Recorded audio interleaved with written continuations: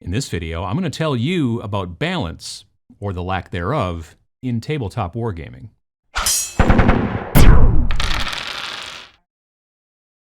Just a quick disclaimer, I am neither a competitive tournament player, or a game designer, or a mathematician, or particularly smart, or even an uncle. So you can kind of take this a little bit with a grain of salt, but it's conversation for people to think about, specifically people who are getting into the hobby and who are wondering about what all this balance is about.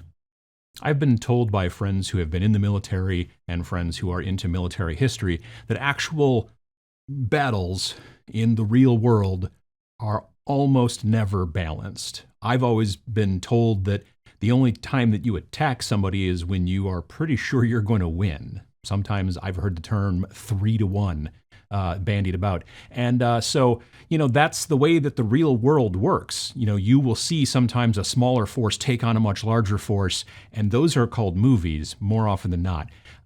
If a larger force attacks a smaller force and the smaller force has to try to fight back to defend itself, every once in a great while they win. But it's pretty rare in the real world. In games, it's a totally different thing. The concept of balanced battles is generally for competitive play and even home play, where you just want to have the kind of the idea that these two things are fair. This is not a specific scenario, although there are certainly within tabletop historical wargaming, there are folks who will play battles that were sort of close to the way they actually happened as far as the setup to see if they can make the outcome change. And these guys are very, very much, underpowered versus these folks. But maybe they can last longer. Maybe they can even win. Maybe they'll get routed even quicker. There's all kinds of different options like that. But for people who are generally playing the types of games that we're playing, which are the fantasy games, the sci-fi games, all that kind of stuff, generally the idea is that it's more fair if each of us has a balanced team in comparison to the others. And usually balance is based off of points. What I mean by points is that this particular little skeleton person is worth 3 points, whereas this bigger, scarier skeleton person on a horse is maybe worth 10 points. And it just kind of goes from there. And the idea is that the skeleton person at 3 points versus the orc over here at 6 points, the skeleton two of them should be worth the orc as far as the points are concerned. So what happens is you decide, the two of you, well, we're going to have a 1,000-point game, 2,000-point game, a 12-point game, whatever. Different, game systems use different scales, and it's not anything that relates outside of game system. But within the game system, the points are supposed to matter, and they should be equal. A force of, blood angels, who are 1,500 points, should equal a force of Necrons, who are 1,500 points. That's just the way it's supposed to work. Generally, that's never the way it actually works. The only way to make points really, really, really equal is to reduce the amount of points that are available. And I don't mean make this 3-point skeleton 1 point. I mean, generally, each of these figures that are in the games that we play with, including our little skeleton friend, they have multiple stats. They might have hit points, movement, attack, defense, strength, toughness, morale, savoir-faire, good or no hair. I mean, there's lots of different stats that you can have for specific models, and the more of those stats, the harder it makes the math, okay? So just because, let's say you had a game that had models that only had 3 stats, move, hit points, and attack. Okay, cool. That is a much smaller data set to work with when you're looking at balance. But the thing is that those things aren't equal. I've come across video games, I don't know how many times, and you'll be looking at like weapons, let's say in the game, and let's say it's a gun for some sort of first-person shooter, and you'll see the different stats, and each of these guns is in the same tier, and they have little blips next to each statistic, and each of them will add up to 12. This one's much more accurate, but it does much less damage, and it's this, and this one. But if you count up all the blips, they all always equal out to 12. But that doesn't mean that those weapons are balanced. It's a good attempt to move towards balance, but what actually happens is that in some situations, accuracy is much more important. Whereas that same gun used in close quarters combat, where you don't have to worry as much about accuracy because you're so much closer, all of a sudden that stat is no longer as useful as it was when you were a sniper outside hiding in a tree. So just because the numbers even match up doesn't mean that the statistics are all equal. They're not designed that way. And as soon as you start to add in special rules, going away from video games and back to tabletop, that makes things even worse. Special rules are usually non-numerical. So let's say you have a combat score, a move score, and a hit point score. You could actually have an equation that says, with these combination of things, you get this point. Great. So this guy's this many points, and this guy's this many points, and you are attempting to make a close, move towards the actual balance that you're looking for. But then you're like, yeah, but this guy has damage reduction. Or this guy has a thing where if he dies on a 6, he doesn't. Or this one has the ability to fly. There's no numerical number that just throws itself out at you in those types of things. And the more of those types of things, they compound the problems with balance. You can't say, well, fly is worth 7 points and know for sure that fly is worth 7 points. You can say 3 hit points is worth, say, 3 hit points. But how many points is being able to burrow underground and come up underneath your opponents, as opposed to, say, fly, as opposed to being able to walk through walls? There's all kinds of different things, and those numbers don't just make themselves apparent. So it's a difficult balancing act, and the more detailed and interesting you might make the game, the more of a balancing act it becomes. You're on a higher and higher tightrope, and your pole you're carrying has got, for one reason, a motorcycle on one side and a bag of feathers over there. So it gets worse when game companies have a tendency to release the rules in a staggered fashion, okay? There are certain small games out there that are like, boom, here you go, here's the rules. Look at something like Kill Team. Even Kill Team, they went, boom, here's the rules. And it's not only the rules, but it's also predominantly all of the army lists. They came out with a couple little army lists here and there later on, but for the most part, everything kind of came out at once. That's not the way that a lot of games work, specifically Age of Sigmar, 40K, and a bunch of other ones. They come out with army books, codices, whatever you want to do, and this new book comes out with this, and they've added new things to entice people to buy new models, and now that has added another layer on top of the hundreds of other layers of complexity to make whether or not this is a balanced thing anymore.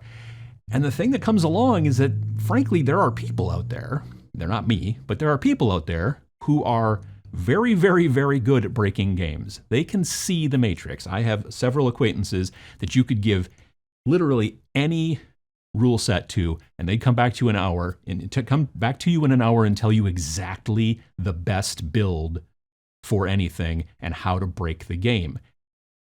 Game designers have a tendency not to think that way. They don't try to break their own games. They're trying to make a fun thing and do cool stuff and come up with neat mechanics. But there are a lot of people out there, and this is not bad, this is just the way their brains work, that look at it and immediately try to figure out, how can I completely max out my stats so I have the most effective models on the table? And of course, the other thing is, the more popular the game becomes, you have more of those people looking at your rule set repeatedly over and over and over again. And the call that a lot of people who complain about balance is that, well, what you need to do is you just need to play test. You just need to play test more, and then the game will become more balanced. And that is, to some degree, true. If you are using some of those special rules I was talking about before, where it's not obviously, just obvious what the number would be here. 3 hit points is 3 points, let's say, but fly, I don't know. The idea is that you play test it enough where you go, well, maybe fly is 10. And then you do it after a while and you're like, no, fly should be 15 or fly should be 20 or whatever. But it takes a long time to dial that in.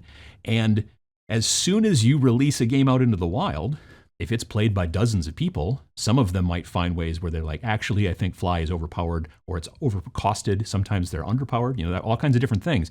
But when you release it worldwide to hundreds of thousands, if not millions of players, the big guys like Games Workshop, they are now putting that up against thousands and thousands of thousands of people who are just perfectly attuned to figure out how to tweak it and break it.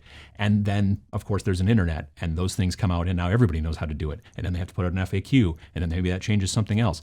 Balance is an illusion because it's just not a perfectly possible thing in tabletop gaming. Now, is that all tabletop gaming or just tabletop wargaming? Well, it's certainly tabletop wargaming. But even chess technically is not balanced. You have two sides that are identical. But I've been told by chess people that white has a tendency to win just a little bit more because white gets to go first. So you kind of like have this sort of, decide off about which sides, if it's random or whatever, and then you're like, okay, cool, I'm gonna be white, you're black. Okay, great. I now know that I have a slight chance to win more, it seems, over the years and years and years and years and years that chess has been around, to win over the person who's playing the black figures. And it's just, they're the same figures. But because you have that ability to go first, that's an extra little thing in a game that's as balanced, it seems, as it can be. There may be other games out there. I don't know about Go. I don't know a ton about it. I don't know if it's like perfectly balanced or not, or how that works.